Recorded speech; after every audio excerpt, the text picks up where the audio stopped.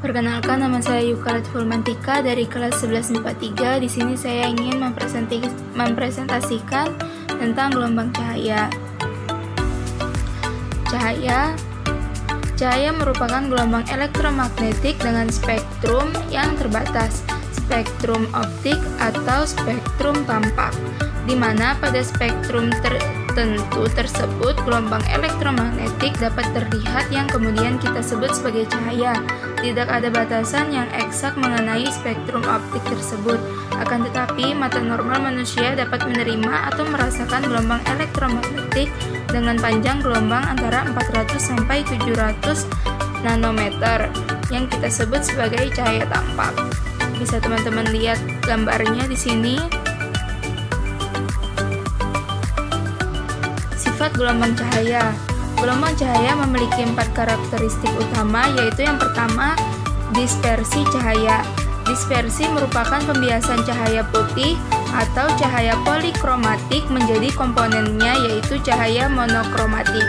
Dispersi akan terjadi saat cahaya putih melewati medan pembias.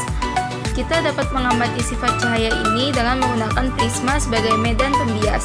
Pada prisma, cahaya yang masuk akan mengalami pembiasan 2 kali, yakni saat masuk ke prisma dan saat keluar prisma.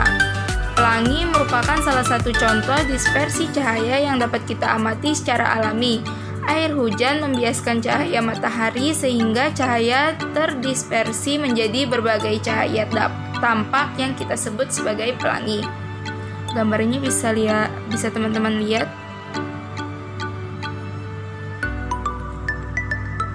Sifat yang kedua yaitu interferensi cahaya. Interferensi cahaya merupakan penjumlahan superposisi 2 gelombang cahaya atau lebih yang dapat menimbulkan terbentuknya gelombang lain. Interferensi cahaya pada celah ganda terjadi karena adanya beda fase cahaya dari cahaya yang melalui kedua celah tersebut. Ketika sebuah sumber cahaya yang sama persis frekuensi dan panjang gelombangnya melewati 2 buah celah, maka akan terjadi superposisi yang menyebabkan munculnya garis-garis gelap dan terang pada layar. Gambarnya bisa teman-teman lihat. Sifat yang ketiga yaitu difraksi cahaya.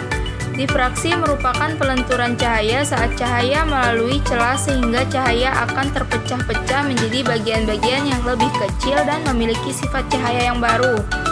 Difraksi dibagi menjadi 2, yaitu celah tunggal dan pada kisi celah banyak. Difraksi celah tunggal. Saat cahaya melalui celah yang sangat kecil, maka dapat terjadi peristiwa terbentuknya pita gelap dan terang yang disebut sebagai difraksi celah tunggal. Setelah cahaya melalui celah tersebut, terbentuklah cahaya baru, atau dengan menganggap celah sebagai sumber cahaya baru yang menyebarkan ke segala arah. Difraksi pada kisi atau celah banyak.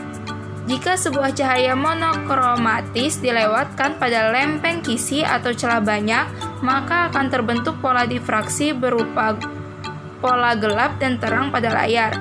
Kisi adalah susunan celah yang sejajar dan memiliki ukuran yang sama, dan dapat dibuat dengan cara membuat goresan-goresan pada lempeng kaca atau logam menggunakan ujung intan. Yang keempat, polarisasi cahaya. Polarisasi cahaya merupakan berkurangnya intensitas cahaya yang diakibatkan oleh berkurangnya komponen pada gelombang cahaya. Polarisasi hanya dapat terjadi pada gelombang transversal. Polarisasi cahaya dapat terjadi akibat pemantulan, pembiasan, absorpsi, dan hamburan. Polarisasi akibat pembiasan. Jika sinar pantul tegak lurus dengan sinar biasnya, maka sinar pantul akan terpolarisasi.